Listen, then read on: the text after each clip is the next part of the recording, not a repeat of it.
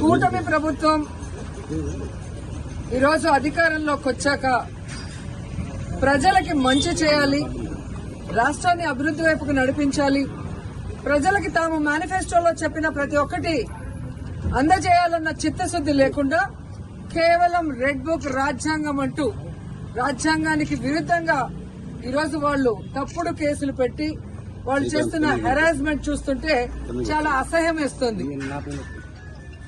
ఈరోజు వైఎస్ఆర్ కాంగ్రెస్ పార్టీ నాయకుల మీద కేసులు పెట్టి వాళ్ళని అరెస్ట్ చేసి కోర్టుకు తీసుకువెళ్లి కోర్టులో బెయిల్ ఇచ్చే లోపల ఇంకో పోలీస్ స్టేషన్ లో ఇంకో కేసు పెట్టి మళ్లీ ఇంకో కోర్టుకు తీసుకెళ్తాం, అక్కడి నుంచి బయటకు వస్తే మళ్లీ ఇంకో కోర్టులో కేసు పెట్టి ఇంకో చోటుకు తీసుకెళ్తాం. ఇది మనం కళ్ళారా పోసాని కృష్ణమురళి కేసులోనే మనం చూస్తున్నాం.